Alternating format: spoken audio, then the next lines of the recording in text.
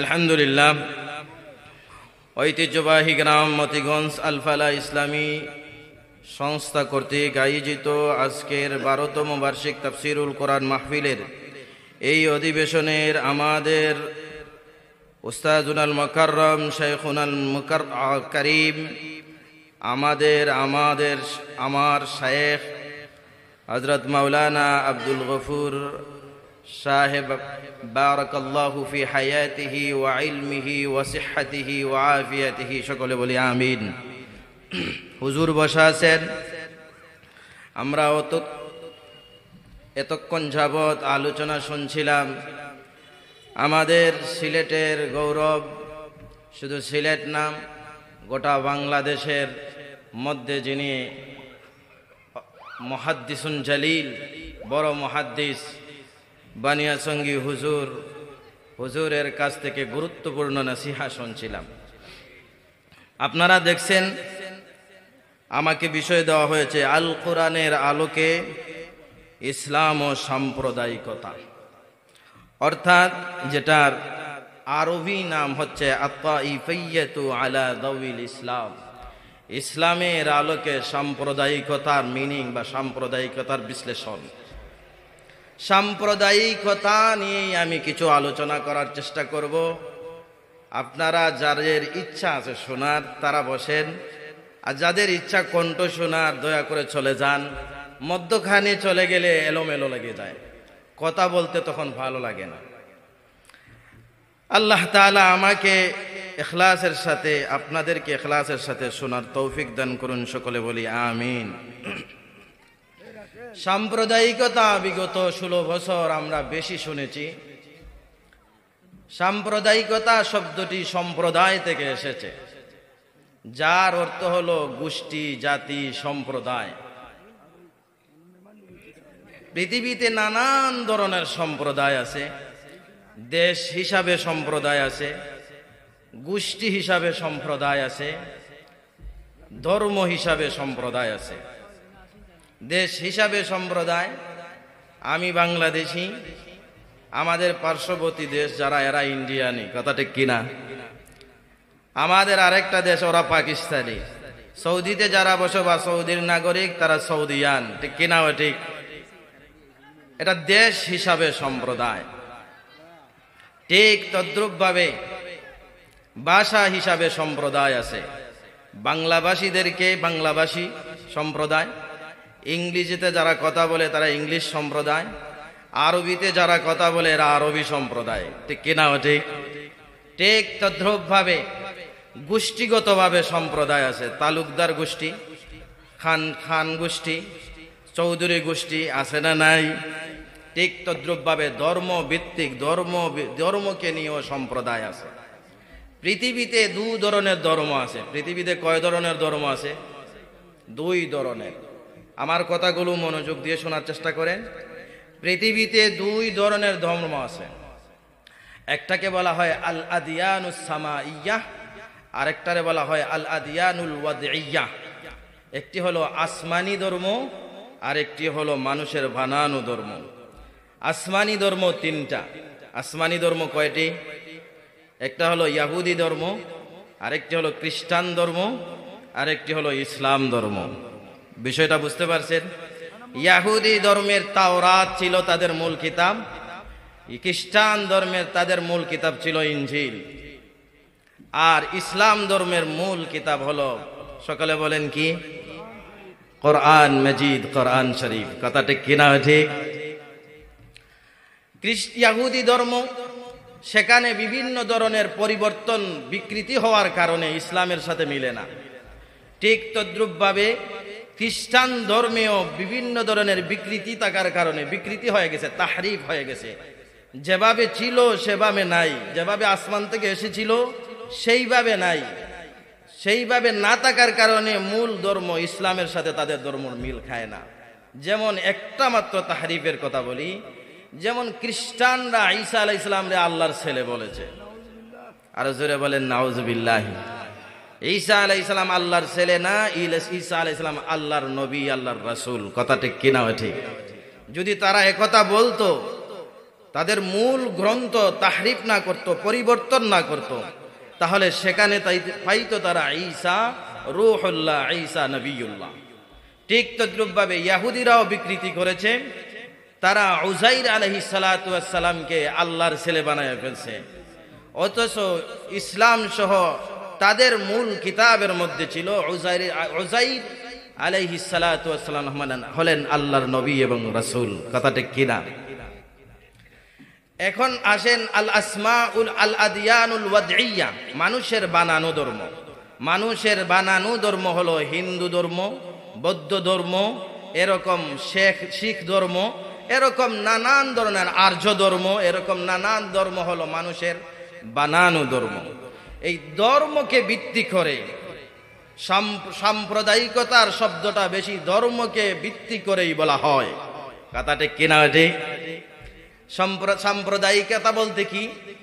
সাম্প্রদায়িকতা বলতে হলো যুক্তিক অযৌক্তিক। যুক্তিক অযৌক্তিক ভাবে আমি আমার ধর্মের পক্ষ অবলম্বন করব, আমি আমার গোষ্ঠীর পক্ষ অবলম্বন করব, আমি আমার জাতি গোষ্ঠীর পক্ষ অবলম্বন করব, সেটা ন্যায় হোক অন্যায় হোক, যুক্তিক হোক অযৌক্তিক হোক, আমি আমার গোষ্ঠীর পক্ষে, আমি আমার মুসলমানের পক্ষে, আমি আমার খ্রিস্টানের পক্ষে, যে খ্রিস্টানরা বলবে খ্রিস্টানের পক্ষে, যুক্তিক অযৌক্তিক ভাবে, ন্যায় অন্যায় ভাবে নিজের জাতি গোষ্ঠীর পক্ষপাতিত্ব করা আর যুক্তিক অযৌক্তিক ভাবে অন্য জাতি গোষ্ঠীর বিরোধিতা করার নাম হচ্ছে সাম্প্রদায়িকতা। বিষয়টা বুঝাইতে পারছি? পরিষ্কার? শুধু যৌক্তিক না অযৌক্তিক বিষয়, শুধু ন্যায় না অন্যায় বিষয়। আমার সম্প্রদায়ের লোক আরেকজন সম্প্রদায়ের লোককে মারছে, আমি গিয়ে লাঠি নিয়ে দৌড়াইয়া তার মাথা ফেটাইয়া ফেললাম। কারণটা কি? ওই তুই আমার বংশের লোককে মারলে কেন? ন্যায়ও দেখলাম না, অন্যায়ও দেখলাম না। এটার নাম হচ্ছে সাম্প্রদায়িকতা। এটার নাম কি? এই সাম্প্রদায়িকতাকে ইসলাম সমর্থন করে না। কথা ঠিক কিনা? ঠিক। আপনি মুসলমান, আপনি অপরাধ করতে পারেন। উদাহরণস্বরূপ আমি দেই, আরেকজনের মসজিদ, আরেকজনের মন্দির আছে, আপনি জোর খাটাইয়া, আমরা সংখ্যাগরিষ্ঠ মানুষ, মুসলমান সংখ্যায় বেশি, জোর করে সেই মন্দিরকে ভেঙ্গে দিয়া যদি মসজিদ বানাই, তাদের জমিন জোরে দখল করলাম, মসজিদ তাদের মন্দির ভেঙ্গে দিলাম, ভেঙ্গে দিয়া নিজের মসজিদ বানাইলাম, এটা অন্যায়ভাবে আমি মসজিদ নির্মাণ করলাম আরেকজনের ভূমিতে, এইরকম কাজ করা সাম্প্রদায়িকতা। কথা ঠিক কিনা? ঠিক। আচ্ছা বলেন তো, বাংলাদেশের কোথাও কি মন্দির ভেঙ্গে মসজিদ বানানো হয়েছে? হয়েছে? শুনছেন পত্রিকায় কোনোদিন? কোনো জায়গায় নাই। কারণ আমরা এদেশে বেশিরভাগ মুসলমান, আমরা ভিন্ন ধর্মীদেরকে সেফটি দেই, নিরাপত্তা দেওয়ার চেষ্টা করি। কথা ঠিক কিনা? ঠিক। এবার আসুন ভারতের দিকে। সেখানে আমাদের একটা মসজিদ ছিল, বাবরি মসজিদ, শত শত বছরের পুরাতন মসজিদ। কেউ কেউ বলেছেন 700 বছরেরও পুরাতন মসজিদ। 700-800 বছরের পুরাতন মসজিদকে ভেঙ্গে সেখানে মন্দির বানানো হয়েছে কি হয় নাই? তাহলে বাংলাদেশি আমরা সাম্প্রদায়িক না আমাদের পার্শ্ববর্তী রাষ্ট্র যারা মসজিদ ভেঙ্গে মন্দির বানিয়েছে সেই সমস্ত লোকেরা সাম্প্রদায়িক? কথা ঠিক কিনা? ওঠে? আমার কথা পরিষ্কার বুঝতে পারছেন? এবার আসুন আল্লাহর নবী কি বলেন সাম্প্রদায়িকতা সম্পর্কে, কি বলেন? বিশ্ব নবীজি বলেন, আল্লাহর নবী বিশ্ব নবী মুহাম্মদুর রাসূলুল্লাহ সাল্লাল্লাহু আলাইহি ওয়াসাল্লাম বলেন, লাইসা মিন্না মান দাআ ইলা আসাবিয়্যাতিন, যে সমস্ত লোকেরা, যে সমস্ত বক্তারা, যে সমস্ত আলেমরা, যে সমস্ত মানুষরা, যে সমস্ত সাংবাদিকরা, যে সকল লোকেরা মানুষকে আসাবিয়তের দিকে ডাকে, আল্লাহর নবী বিশ্ব নবী মুহাম্মদুর রাসূলুল্লাহ সাল্লাল্লাহু আলাইহি ওয়াসাল্লাম বলেন, ওই লোকটা আমার ধর্মের নয়, আমার মিল্লতের নয়। আসাবিয়তের দিকে ডাকলে, আসাবিয়ত কি একটু পরে বলতেছি।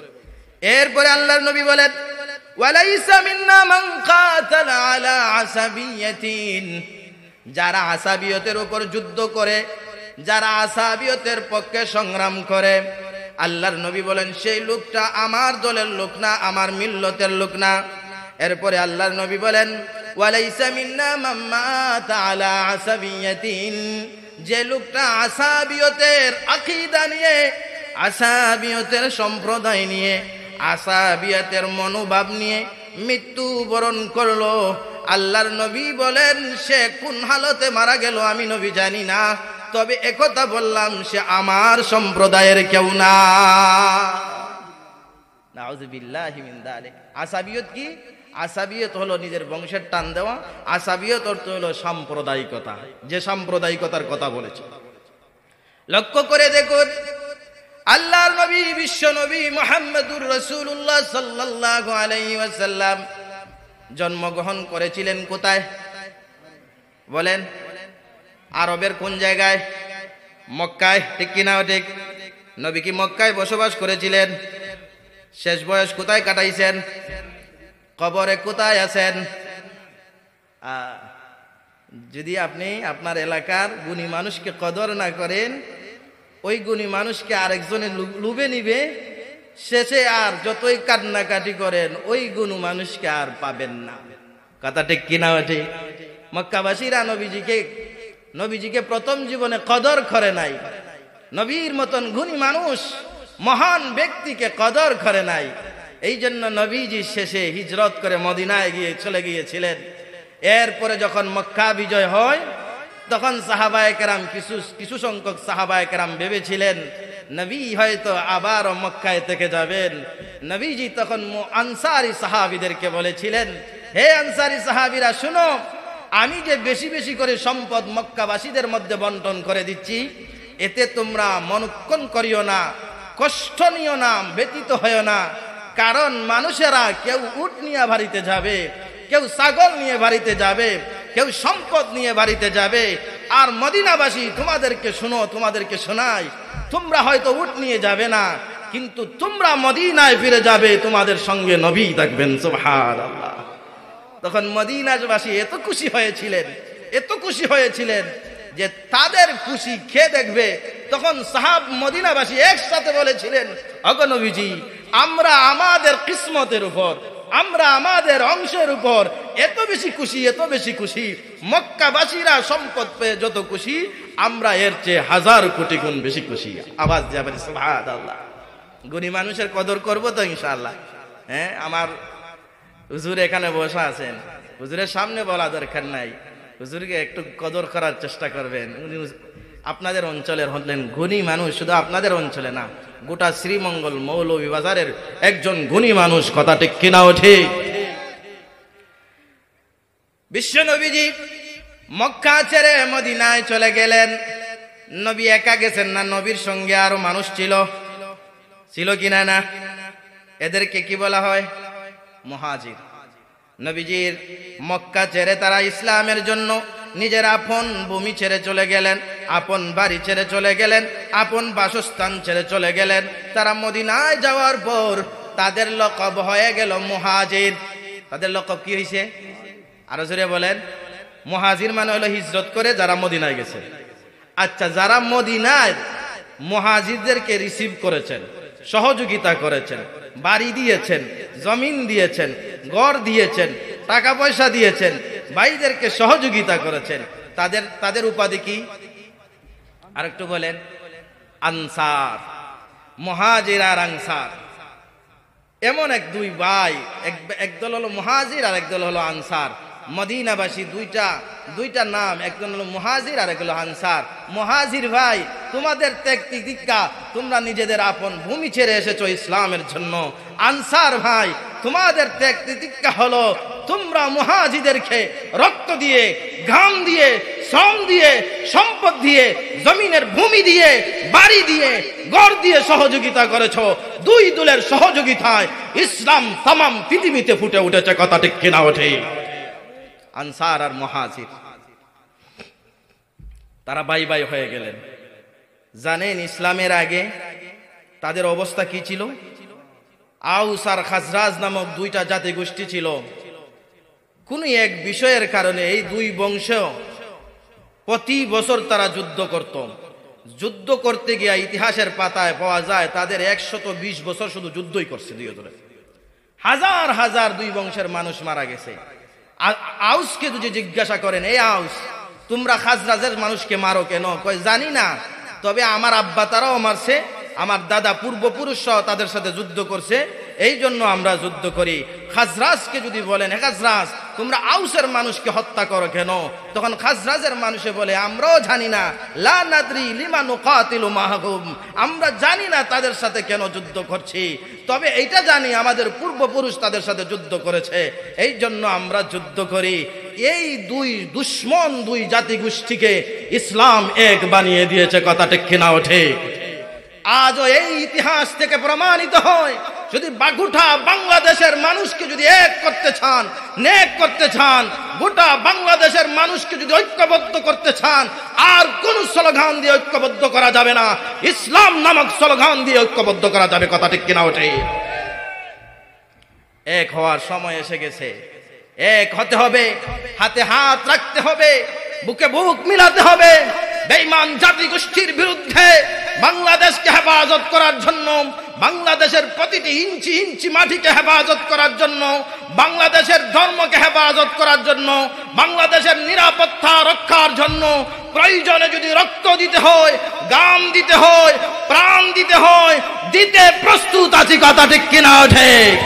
শুধু তাই নয়, বাংলাদেশে ইসলামকে সংসদে নিয়ে যাওয়ার জন্য, ইসলামকে প্রতিটি ইঞ্চি ইঞ্চি মাটিতে প্রতিষ্ঠা করার জন্য যদি পীরে পীরে হাত রাখতে হয়, একসাথে হাত রাখতে হয়, যদি এক পীর আরেক পীরের সাথে বুক মিলাতে হয়, এক আলেম আরেক আলেমের সাথে বুক মিলাতে হয়, আমরা ঐক্যবদ্ধ হতে প্রস্তুত আছি, কথা ঠিক কিনা ওঠে? বলছিলাম কি, মুহাজির আর আনসার তারা ভাই ভাই হয়ে গেলেন মদিনায়, একে অপরের সাথে কি ভালোবাসা, কি মহব্বত। কিন্তু একদিন একটা ঘটনা ঘটিয়া গেছে, মুহাজির এক ভাই তিনি আনসারি এক ভাই ফাঁসার মধ্যে লাথি মারছেন, কথা কাটাকাটি করে ফাঁসার মধ্যে লাথি মারছেন। লাথি মারিয়া আমনি করে আনসারি ভাই ডাক দিয়া, মুহাজির ভাই ডাক দিয়া বলছে, ইয়া লাল মুহাজিরিন, হে মুহাজির কই তোরা, আয় তাড়াতাড়ি। আনসারি এক ব্যক্তি আমার সাথে ঝগড়া লাগছে, তাড়াতাড়ি আয় আমার সাথে সহযোগিতা কর, আজকেই তাদেরকে সাইজ করব। এমনি করে আনসারি এক ব্যক্তি সেও ডাক দিছে, ইয়া লাল আনসার, হে আনসারি কোথায় তোরা, তাড়াতাড়ি আয়। মুহাজিররা ডাক দিয়া বলে, মুহাজিররা কোথায় আয়। আনসারি ডাক দিয়া বলে, আনসারিরা কোথায় আয়, তাল তাড়াতাড়ি আয়। মুহাজিররা দৌড়ায়া দৌড়ায়া আসলেন, আনসারিরা দৌড়ায়া দৌড়ায়া আসলেন। দুই দল উপস্থিত, বিশ্ব নবীজির কাছে আওয়াজটা চললো, আওয়াজটা গেল, আল্লাহ নবী বিশ্ব নবী মুহাম্মদুর রাসূলুল্লাহ সাল্লাল্লাহু আলাইহি ওয়াসাল্লাম বলেন, কি শোনা যায়, কি শোনা যায়? দাওয়া আহলিল জাহিলিয়াতি, বর্বরতার যুগের ডাক শোনা যায়, বর্বরতার যুগের আওয়াজ শোনা যায়। এই আওয়াজ কোথায় থেকে আসলো? বুঝতে পারছেন নি? নিজের মানুষ ন্যায় অন্যায় না দেখে পক্ষ অবলম্বন করে আরেকজন মানুষকে হত্যা করবেন। মুসলমান কাউকে হত্যা করে না, ঠিক কিনা? ঠিক দেখছেন নি? এই যে গত বিপ্লবের সময় প্রতিটি মন্দিরে মন্দিরে বরুণা মাদ্রাসার মতন, রাজ্জাকিয়া মতিগঞ্জ রাজ্জাকিয়া মাদ্রাসার মতন হাজার হাজার মাদ্রাসার ছাত্ররা মন্দির পাহারা দিয়েছে, যেন কোনো মানুষ মন্দিরে হামলা না করতে পারে, কথা ঠিক কিনা ওঠে? এর দ্বারা প্রমাণিত হয় মুসলমান শান্তিপ্রিয়, মুসলমান অন্যর ধর্ম পালনে স্বাধীনতা দেয়, কথা ঠিক কিনা ওঠে? যদিও পরে বলতেছি, যদিও অন্যের ধর্ম বাতিল বা গুমরাহি। আল্লাহর নবী বিশ্ব নবী মুহাম্মদুর রাসূলুল্লাহ সাল্লাল্লাহু আলাইহি ওয়াসাল্লাম দৌড়ায়া দৌড়ায়া সাহাবীদের কাছে আসলেন। আসিয়া বলেন, ও সাহাবী কি শোনা যায়? তোমাদের মধ্যে দেখা যায় বর্বরতার আসর এখনো চলে আসছে, জাহিলিয়তের ডাক তোমরা দিলা কেন? জাহিলিয়তের আওয়াজ কেন আসলো? তখন সাহাবায়ে কেরামের মধ্য থেকে, আনসারী আর মুহাজিরদের মধ্য থেকে যারা কিছু, তারা বুঝাইয়া বললেন, ওগো নবীজি আমরা তো যুদ্ধ করার জন্য আসি নাই, আমাদের মুহাজির ভাই আমাদেরকে ডাক দিছে, এই জন্য আসলাম। আনসারীরা বললেন, ওগো নবীজি আনসারী এক ভাই আমাদেরকে ডাক দিছে, এই জন্য আসছি। আল্লাহর নবী বিশ্ব নবীজি বলেন, লা বাসা, আশা কোনো অপরাধ নয়, তবে আসিয়া যুদ্ধের মধ্যে জড়ানো হলো অপরাধ। যুদ্ধের মধ্যে জড়ানো কি? দুই বংশের লোক যদি লাগে মারামারি করে, আর আপনিও লাঠি নিয়ে আসিয়া আপনার বংশের লোকের পক্ষ নিয়ে লাগিয়া যাইবেন না দেখবেন, যাচাই বাছাই করবেন কে অন্যায়, কে নিয়ায়, কে অন্যায়ের পথে আছে, ঠিক কিনা? ঠিক। আল্লাহ নবী বিশ্ব নবী মুহাম্মদুর রাসূলুল্লাহ সাল্লাল্লাহু আলাইহি ওয়াসাল্লাম বলেন, ওয়ালিয়ানসুরুর রাজুলু আখাহু যালিমান আও মাজলুমান। আসছো এখানে কোনো অপরাধ নয়, আসাটা কোনো অপরাধ নয়, তবে আসার পরে একটু যাচাই বাছাই করবা। যদি জালিম হয় তাকেও একটা সহযোগিতা করবা, মজলুম যদি হয় তাকেও সহযোগিতা করবা। বুঝাইতে পারছিনি? নবীজি বলতেছেন জালিম যদি হয় তারও একটু সহযোগিতা করবা, আর মজলুম যদি হয় তাকে একটু সহযোগিতা করবা। আচ্ছা, জালিমকে সহযোগিতা কি? জালিমে যদি লাঠি নিয়ে আয় আপনি আর একটা লাঠি দিবেন, ওইটা নি জালিমকে সহযোগিতা? সাহাবায়ে কেরাম বুঝতেছেন না। মজলুমকে সহযোগিতা বুঝলাম যে জালিমের লাঠিকে সরাইয়া দেব, জালিমকে সরাইয়া দেব, তাহলে মজলুমের সহযোগিতা হলো। কিন্তু জালিমের সহযোগিতাটা কি? সাহাবায়ে কেরাম আপনার আমার মতন সাহাবায়ে কেরামের অন্তরে কোনো প্রশ্ন জাগলে নিজেরা নিজে ফতোয়া দিতেন না, বরং নবীজির কাছে দৌড়াইয়া যাইতেন। কথা ঠিক কিনা? ঠিক। এক সাহাবী, অন্যদিকে চলে যাবে, এক সাহাবী মক্কার একটা ঘটনা করছে। আর মক্কা থেকে মদিনার দূরত্ব কি? আপনাদের মতিগঞ্জ থেকে শ্রীমঙ্গলের দূরত্ব। অনেকে এইটাই ভাবে।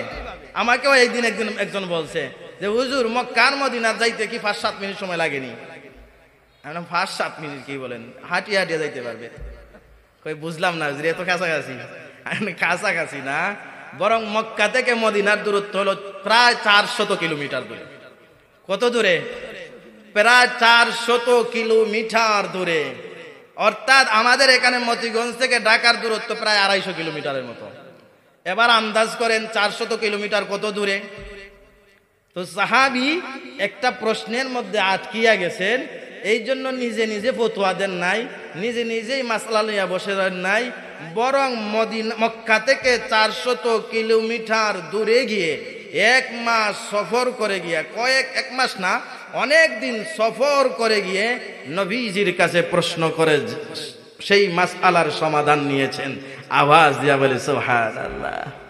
আর আমরা তো ঘরে ঘরেই ফতোয়া। এখন মুফতির অভাব নাই, মুফতির চেয়ে মাসলা জিজ্ঞানেওয়ালা মানুষের অভাব। যে কোনো একটা বললেই সবাই বলে। একদিন একজন মানুষ বলছিল এখন রুগীর চেয়ে ডাক্তার বেশি ভালো, রুগীর চেয়ে ডাক্তারের সংখ্যা বেশি। বললাম কিভাবে? যে কোনো রোগের সম্পর্কে আপনি বলেন, দেখবেন আপনার মজলিসে 3-4 জন ডাক্তার পাইবেন। বাস্তবতা এরকম হয়ে যাচ্ছে। বলছিলাম আল্লাহ নবী বিশ্ব নবী মুহাম্মদুর রাসূলুল্লাহ সাল্লাল্লাহু আলাইহি ওয়াসাল্লাম বললেন, মাজলুম, তোমার ভাই যদি মাজলুম হয় তাকে তুমি সহযোগিতা করো, যদি তোমার ভাই জালিম হয় তাকেও তুমি সহযোগিতা করো। সাহাবায়ে কেরাম জিজ্ঞাসা করলেন, ওগো নবীজি, মাজলুমকে সহযোগিতা করা বুঝলাম, জালিমকে কিভাবে সহযোগিতা করব? আল্লাহর নবী বিশ্ব নবীজি বলেন, ইন কানা যালিমান ফালয়ানহা, যদি সে জালিম হয় তাকে জুলুম থেকে বিরত রাখো। জুলুম থেকে যদি তাকে বিরত রাখো তাহলে কিয়ামতের দিন সে জাহান্নামে যেতে হবে না। কথা ঠিক কিনা? ঠিক। আর যদি সে জাহান্নাম থেকে যদি তাকে বাঁচাইতে পারো তাহলে সে তার বিরাট বড় সহযোগিতা হয়ে গেল, বিরাট বড় উপকার হয়ে গেল।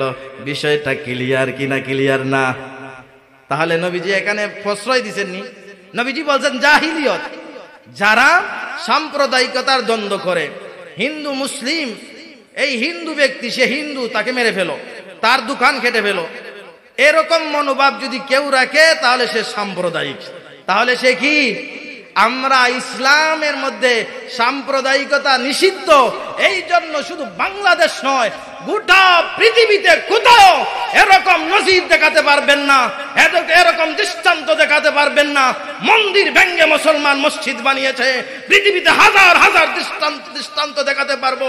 আমাদের পবিত্র কোরআনকে পুড়িয়ে খ্রিস্টান, সুইডেনের এক খ্রিস্টান আমাদের কোরআনকে পুড়িয়েছে। আপনারা আমার ভারতের মধ্যে, ইন্ডিয়ার মধ্যে মুসলমানের পবিত্র স্থান মসজিদ ভেঙ্গে মন্দির বানিয়েছে। এই সমস্ত জিনিস দ্বারা প্রমাণিত হয় মুসলমান সাম্প্রদায়িক নয়। সাম্প্রদায়িক বলতে যদি বোঝানো হয় ভিন্ন কোন জাতিগোষ্ঠীকে বলতে পারি, কথা ঠিক কিনা ওঠে। তবুও তাদের নাম নিয়ে বলবো না, তবুও তাদের নাম নিয়ে বলবো না।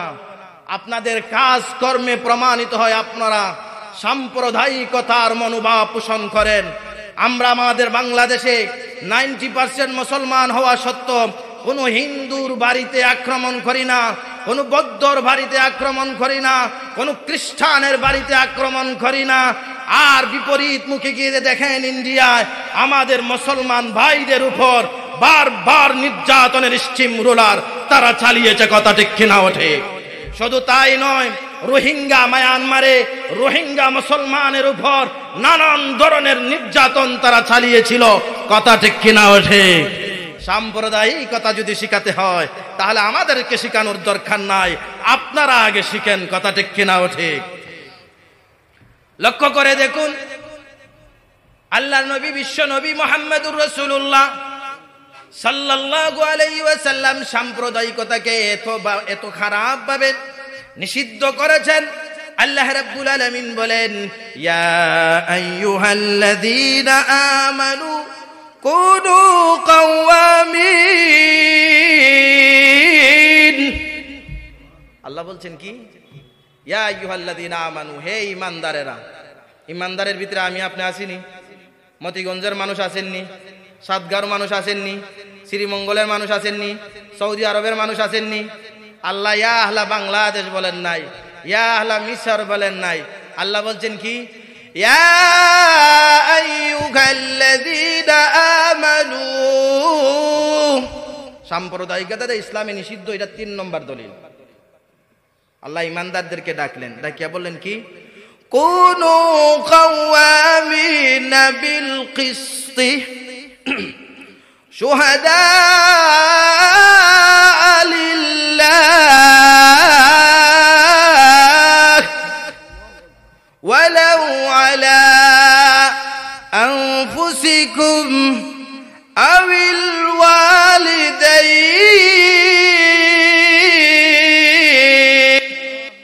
শুধু এরপরে আল্লাহ বলেন, আওিল ওয়ালিদাইনি ওয়াল আকরাবিন।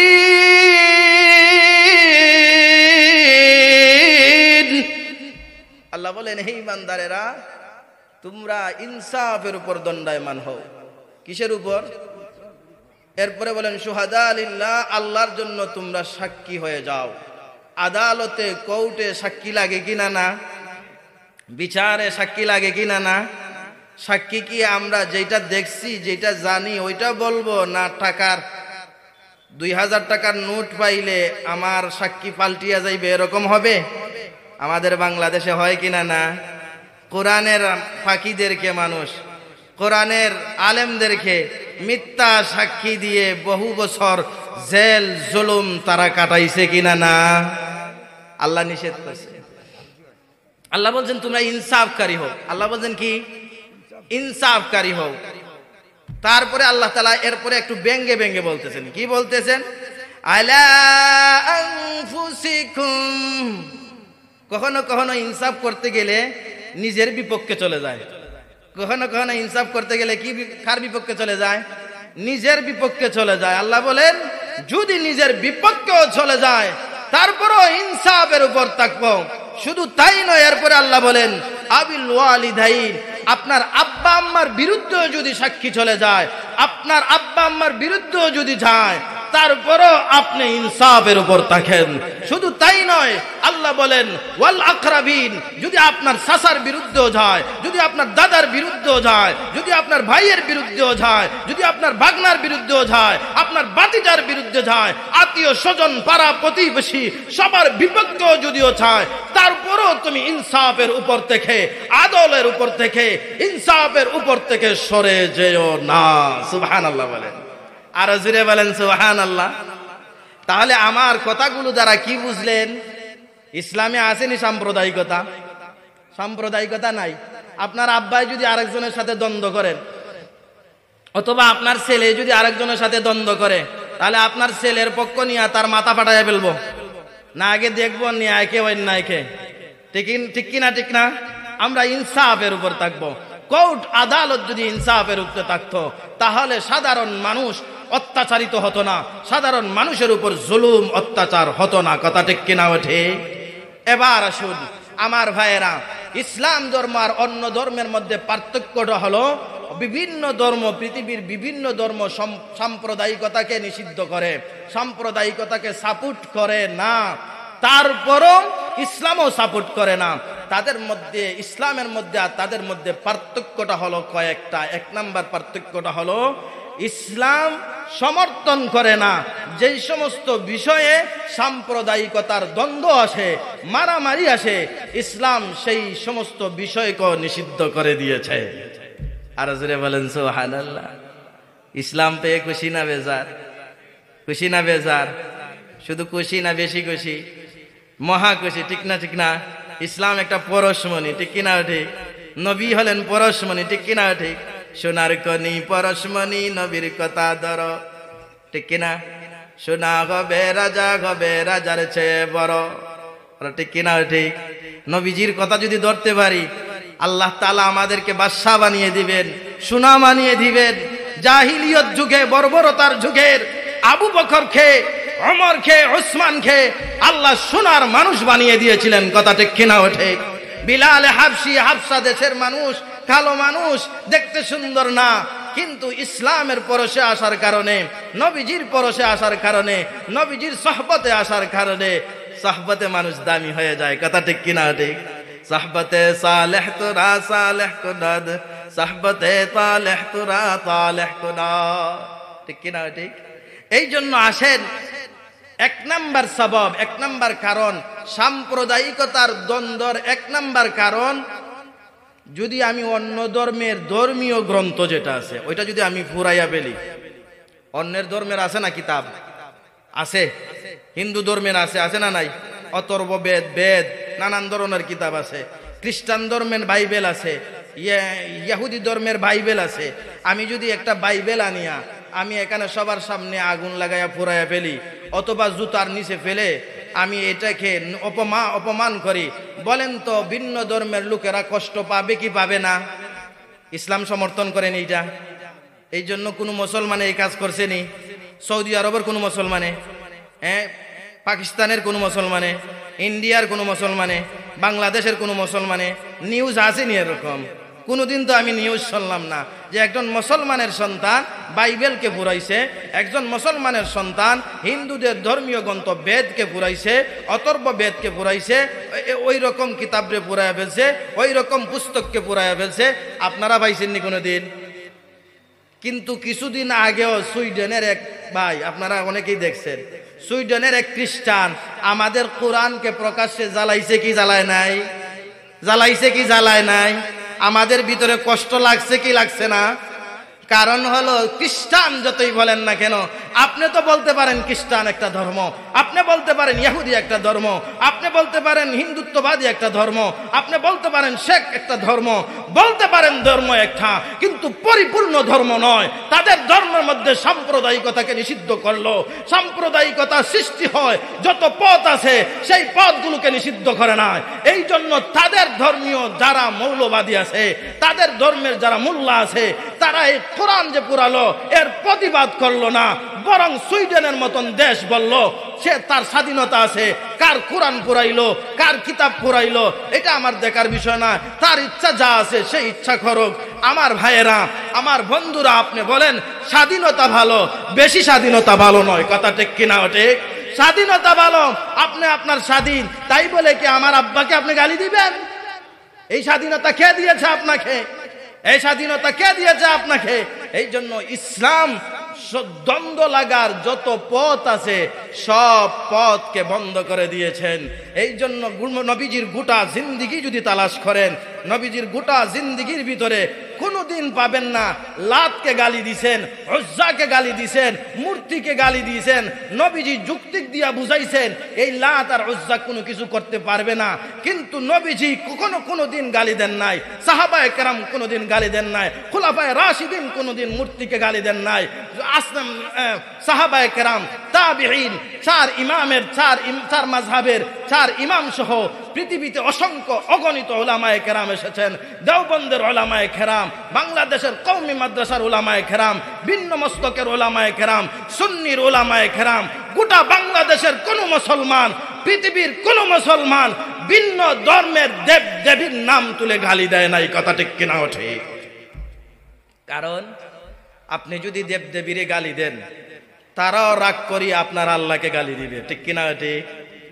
আল্লাহ বলছেন তারা যদি আপনি যদি তাদের খুদাকে, হুদা যে খুদা না আসলে হুদা, তাকে যদি আপনি গালি দেন তাহলে সে আপনার আল্লাহকে গালি দিবে। এই জন্য আল্লাহ তাআলা বলছেন নিষেধ, অন্যর কোনো মাবুদকে, সেটা বাতিলই হোক গোমরাই হোক, আল্লাহ ব্যতীত আসল খুদা আর কেউ না, ইসলাম ব্যতীত সত্য ধর্ম আর কোনো ধর্ম না, এটা সত্য। কিন্তু তারপরও ভিন্ন ধর্মের দেবদেবীকে গালি দিবা না। তারা যদি, তুমি যদি ভিন্ন ধর্মের দেবদেবীকে গালি দেও তাহলে তারা তোমার আল্লাহকে গালি দিবে। আল্লাহ কোরআনের একটি আয়াতে অন্য দেবদেবীকে গালি দেওয়া নিষেধ করেছেন। আল্লাহ কি বলে? ولا تسبوا الذين يدعون من دون الله فيسبوا الله عدوا بغير علم كذلك زينا لكل أمة عملهم ثم إلى ربهم مرجعهم فينبئهم بما كانوا يعملون। আল্লাহ বলেন ওই সমস্ত যারা, তারা যাদেরকে ডাকে ওদেরকে তোমরা গালি দিও না। কেন গালি দেব না? আল্লাহ বলেন ফায়াসুব্বুল্লাহ আদওয়াম বিগাইরি ইলমিন, হিংসা বশত, বিদ্বেষ বশত, নলেজ নাই, জ্ঞান নাই যে আল্লাহই হলেন সত্য মালিক, আল্লাহই হলেন সবকিছুর সৃষ্টিকর্তা, আল্লাহই হলেন আসল মালিক, বাকিগুলো সব হুদা। এই জ্ঞান না থাকার কারণে তারা আল্লাহকে গালি দিবে। আপনি আল্লাহকে গালি শোনার মাধ্যম হবেন না। বুঝতে পারছেন নি? সাম্প্রদায়িকতা দ্বন্দ্ব থাকবে নি।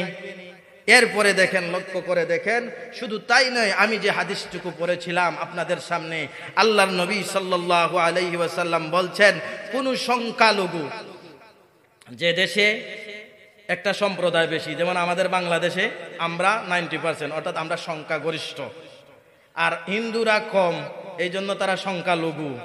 আল্লাহর নবী, বিশ্ব নবীজি বলেছেন যদি কোনো মানুষ সংখ্যালঘুকে হত্যা করে, মান কাতালা নাফসাম মুআহাদান, সংখ্যালঘুকে যদি কেউ হত্যা করে, যার চুক্তি আছে রাষ্ট্রের সাথে, সে হিন্দু হতে পারে, সে বৌদ্ধ হতে পারে, সে খ্রিস্টান হতে পারে, সে মুসলমান না হয়ে অমুসলিম হলেও তাকে যদি কেউ হত্যা করে, আল্লাহর নবী, বিশ্ব নবীজি বলেন লাম ইয়ারিহ রাইহাতাল জান্নাহ, সে জান্নাতে যাবে তো দূরের কথা, জান্নাতের ঘ্রাণটুকু পর্যন্ত পাবে না। নাউযুবিল্লাহি মিন যালিক। আল্লাহর নবী কত বড় কথা বলেছেন ভাই। ও আমার দুস্থ বুজুর্গ, নবীজি কি বলেছেন? কেউ যদি ভিন্ন ধর্মের মানুষের উপর অন্যায়ভাবে তাকে হত্যা করে, কোনো কারণ ছাড়াই তাকে হত্যা করে, অন্যায়ভাবে যদি হত্যা করে, সে হিন্দু হতে পারে, সে বৌদ্ধ হতে পারে, সে খ্রিস্টান হতে পারে, সে মুসলমান হতে পারে, যদি অন্যায়ভাবে তাকে হত্যা করে, আল্লাহর নবী বলেছেন লাম ইয়ারিহ রাইহাতাল জান্নাহ, সে জান্নাতে যাবে তো দূরের কথা, জান্নাতের ঘ্রাণটুকু পাবে না। আল্লাহর নবী, বুখারীর বর্ণনা এসেছে জান্নাতের ঘ্রাণ কতটুকু দূর পর্যন্ত শোনা যায়। আমি যদি আতর ব্যবহার করি, আমার পাশে যিনি আছেন তিনি আতরের ঘ্রাণ পাবেন কিনা না? এখানে ওয়াজ মাহফিল হচ্ছে, মতিগঞ্জ বাজার অতিক্রম করে আরো অনেক দূরের মানুষ সেই আওয়াজ শুনতেছে। কথা ঠিক কিনা? ও ঠিক। ঠিক তদ্রুপভাবে ঘ্রাণ যদি ভালো হয়, তাই পাশাপাশি অনেক দূরে ঘ্রাণ যায়। যার যতটুকু ঘ্রাণ বেশি থাকবে তার ঘ্রাণ ততটুকু দূরে যাবে। জান্নাতের ভিতরে এত বেশি ঘ্রাণ, এত বেশি ঘ্রাণ, জান্নাতের পাখির মধ্যে ঘ্রাণ, জান্নাতের গাছ বৃক্ষের মধ্যে ঘ্রাণ, জান্নাতের খাবারের মধ্যে ঘ্রাণ, জান্নাতের মানুষের ভিতরে ঘ্রাণ। জান্নাতের মানুষের ভিতরে প্রস্রাব নাই, জান্নাতের মানুষের ভিতরে পায়খানা নাই।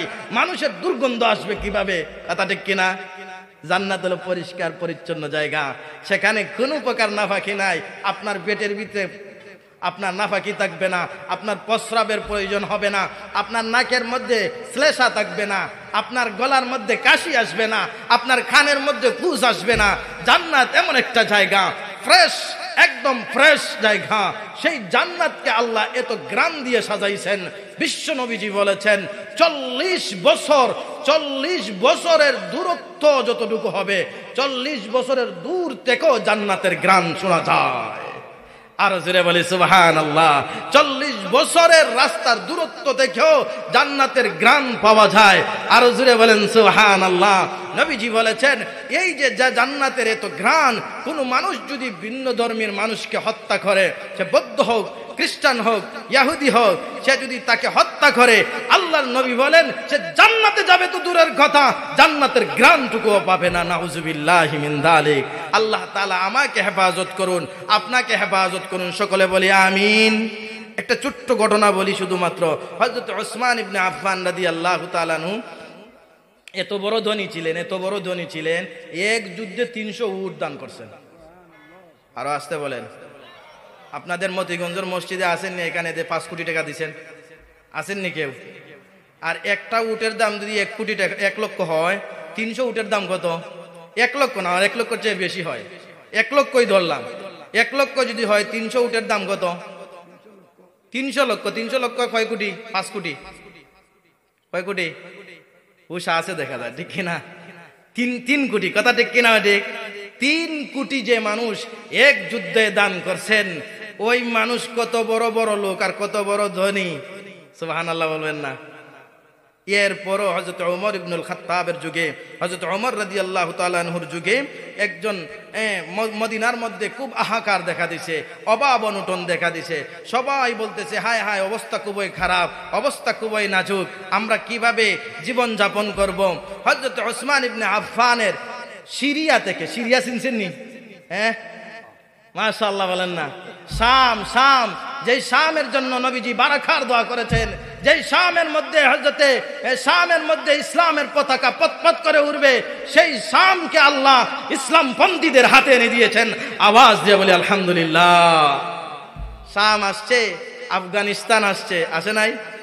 আফগানিস্তানও মুসলমানদের হাতে আসছে, ইসলামের ছায়ার নিচে এসেছে।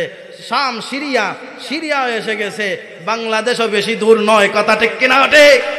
ঐক্যবদ্ধ প্রচার চেষ্টা যদি চালাই, সব আলেম উলামা যদি এক হই, বাংলাদেশের জমিনে ইসলামের পতাকা পথ পথ করে উঠবে।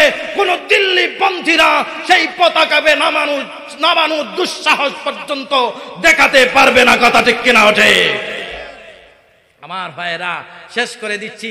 হযরত ওসমান রাদিয়াল্লাহু তাআলা আনহুর 1000 উট সিরিয়া থেকে মাল বুঝাই করে মদিনার দিকে আসতেছেন। লোকেরা, মদিনাবাসীরা হযরত ওমরের কাছে গেলেন। ওমরের কাছে গিয়া বলেন, ভাই ওমর, আমিরুল মুমিনিন, একটু ব্যবস্থা করেন, মানুষের তো অবস্থা খুবই নাজুক, মানুষ তো মারা যাবে না খেয়ে। হযরত ওমর বলেন, যে আল্লাহ বানাইছেন সে আল্লাহ খাওয়াইবেন। আর আসতে বলেন, যে আল্লাহ বানাইছেন সে আল্লাহ খাওয়াইবেন। আমাদের টেনশন বেশি, আমাদের টেনশন মসজিদের খবর নাই, মসজিদের দিকে যাই না। অথচ রিজিক আপনার হাতে না, রিজিক আপনার জমিনে না, রিজিক আপনার গাছে না, রিজিক হলো আসমানে। রিজিক কোথায়? আসমান থেকে যতটুকু আসবে আপনার হাতে আসবে, আসমান থেকে যতটুকু আসবে আপনার গাছের মধ্যে আসবে, আপনার আসমান থেকে যতটুকু আসবে আপনার জমিনের ফসলের মধ্যে ততটুকু আসবে। এই জন্য দেখবেন একজনের জমিনে 20 মণ, আরেকজনের জমিনে 8 মণ। বুঝেন নাই? আল্লাহ তো বলছেন, ওয়াফিস সামাই রিজকুকুম ওয়া মা তুআদুন।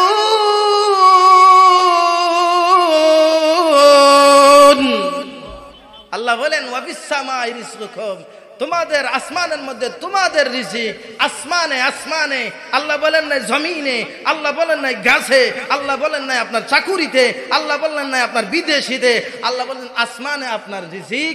আপনি যতটুকু রিজিক আপনার আসমান থেকে নামাইতে পারবেন ততটুকু পাইবেন। যাই হোক, বলছিলাম হযরত ওসমান রাদিয়াল্লাহু, আমি শেষ করে দিচ্ছি, আমি আর 2-3 মিনিটের ভিতরে শেষ করে দিব। হযরত ওসমান রাদিয়াল্লাহু তাআলা আনহুর 1000 উট যখন সিরিয়া থেকে আসতেছে, তখন মদিনায় যেহেতু হাহাকার অবস্থা, তখন বিজনেসম্যান যারা ব্যবসায়ী, ওসমান রাদিয়াল্লাহু তাআলা কিনে ছোট ছোট ব্যবসায়ী ছোট ছোট বাজারে নিয়ে বিক্রি করবে, তারা আসিয়া বলে, ওসমান, মদিনার খুবই অবস্থা খারাপ, আপনি আমারে কিছু সম্পদ দেন, এখন এই ব্যবসার সময় যায়। দেখবেন আমাদের সমাজে কিছু মানুষ আছে না নাই? তো তারা বললেন, ওসমান রাদিয়াল্লাহু তাআলা বললেন, কত দিবেন লাভ? আপনি যা কিনছেন তার ডবল দিব লাভ। যদি 1 দেরহাম দিয়ে কিনেন তাহলে 2 দেরহাম দিব। আমি শেষ করে দিচ্ছি। এরপরে ওসমান রাদিয়াল্লাহু বললেন, না, আর একটু বেশি দিতে হবে। তখন তিনি বললেন, তারা বলল, না, 1 দেরহাম দিয়ে যা কিনছেন আমরা 3 দেরহাম দিব, মানে 2 ডাবল হয়ে যাচ্ছে লাভ। তারা বলতেছেন, না, ওসমান রাদিয়াল্লাহু তাআলা বলতেছেন, না, আর একটু বেশি দিতে হবে। তারা 1 গুণ, 3 গুণ, 4 গুণ, 5 গুণ পর্যন্ত বাড়ছে। এরপরে ওসমান বলেন, না, আমার কাছে একজন ব্যবসায়ী আছে, উনি বলছে আরো বেশি দিবে। উনি বলছে কি আরো বেশি দিবে। তখন তারা বলতেছেন, কে ওসমান? ওসমান, আপনার কাছে কোন ব্যবসায়ী আছেন যে যিনি আরো বেশি দিবেন? ব্যবসায়ী তো আমরাই, আপনি কি আর কার কথা বলতেছেন? হযরত ওসমান বলেন, আমার কাছে একজন ব্যবসায়ী আছেন যিনি বলছেন যে তুমি যদি ওসমান 1 দেরহাম দাও, 1 দেরহামের মাল আমি 10 দেরহাম দিয়ে কিনতে রাজি আছি। হযরত ওসমান বলেন, মদিনাবাসী, মদিনার ব্যবসায়ীরা, ভালো করে শোনো, আল্লাহ রাব্বুল আলামিন বলেছেন, আমি যদি আল্লাহর রাস্তায় 1 টাকা দেই, বিনিময়ে আল্লাহ আমাকে 10 গুণ দিবেন। মদিনাবাসী, ভালো করে শোনো, সিরিয়া থেকে যে 1000 উট সম্পদ নিয়ে আসছে, বুঝাই করে সম্পদ নিয়ে আসছে, ও ব্যবসায়ীরা, ভালো করে শোনো, আমি আল্লাহর কাছে 10 গুণ লাভ দিয়ে বিক্রয় করে দিয়েছি। এরপরে সমস্ত সম্পদ মদিনাবাসীর মধ্যে বন্টন করে দিলেন। দান করবো তো ভাই ইনশাআল্লাহ? মতিগঞ্জ মসজিদে দান করবো তো ইনশাআল্লাহ? হুজুরে করবানে সাদা ইনশাআল্লাহ। হ্যাঁ, কেউ আছেন নিদি বানি ইনশাআল্লাহ? হ্যাঁ, ওসমান রাদিয়াল্লাহু তাআলা 300 উট দিলেই সইল, আর আমি আর আপনি 10,000, 15,000, 20,000 দিতেও রাজি নাই। আসিনি কেউ দিমুনি ইনশাআল্লাহ? রাজি না, একথা কইরাম না, রাজি আসই। একজন ভাই 500 টাকা, ওনার বাচ্চা অসুস্থ, ইয়া আল্লাহ ইয়া আরহামার রাহিমিন, দানের খাতিরে আল্লাহ তুমি তোমার বান্দার বাচ্চাকে সুস্থতা, সেহত,